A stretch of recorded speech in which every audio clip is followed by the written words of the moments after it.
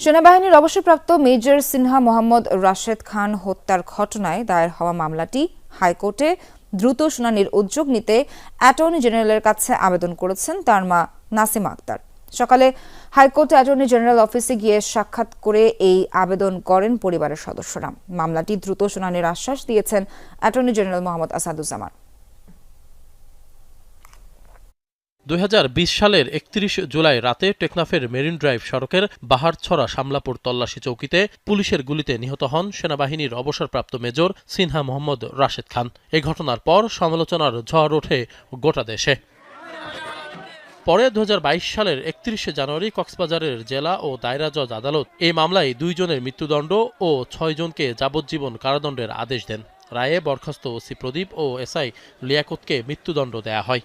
যাবজ্জীবন সাজা পাওয়া আসামিরা হলেন বাহারছড়া পুলিশ তদন্ত কেন্দ্রের বরখাস্ত এসআই নন্দদুলাল রক্ষিত, বরখাস্ত কনস্টেবল সাগর দেব, দেহরক্ষী রুবেল শর্মা, পুলিশের সোর্স শামলাপুরের মারিশ বুনিয়া গ্রামের বাসিন্দা নুরুল আমিন, মোহাম্মদ নিজামুদ্দিন ও আয়াজউদ্দিন।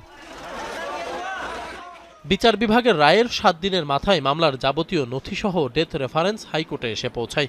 আর বিচারিক আদালতের রায়ের 2 সপ্তাহের মাথায় রায় বাতিল ও খালাস চেয়ে হাইকোর্টে আপিল করেন প্রদীপ ও লিয়াকত। পরে যাবজ্জীবন দণ্ডাদেশ পাওয়া দণ্ডিতরাও আপিল করেন। এরপর থেকে মামলাটির বিচার কাজ আর এগোয়নি। ছেলে হত্যার বিচার কাজ দ্রুত শেষ করার আবেদন জানাতে বৃহস্পতিবার সকাল 10টার দিকে হাইকোর্টে অ্যাটর্নি জেনারেল অফিসে যান অবসরপ্রাপ্ত মেজর সিনহার মা ও বোন। পরে 10:30টার দিকে পরিবারের সদস্যরা মোহাম্মদ আসাদুজ্জামানের সাথে সাক্ষাৎ করেন। জানান দ্রুত মামলার বিচার কাজ শেষ করার আবেদন। মামলাটি দ্রুত শুনানির আশ্বাসও দেন অ্যাটর্নি। আমার ছেলের মেজর সিনহা ওর যে রায়টা হয়েছে ওটাকে দ্রুত কার্যকরিতার জন্য আমি এই অ্যাটর্নি জেনারেল সাহেবের সঙ্গে আমরা দেখা করেছি।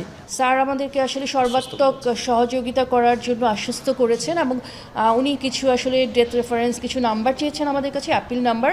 এগুলো যদি আমরা প্রোভাইড করি, স্যার বলেছেন যে যত দ্রুত সময়ের মধ্যে সম্ভব এটা উনি চেষ্টা করবেন, যে ওনারা চেষ্টা করবেন যে এটাকে যাতে কার্যকর করা যায় এবং একটা দৃষ্টান্তমূলক ব্যবস্থা যেন দেশের মানুষজন দেখতে পারে, যেটা মানুষ প্রত্যাশা করে আছে।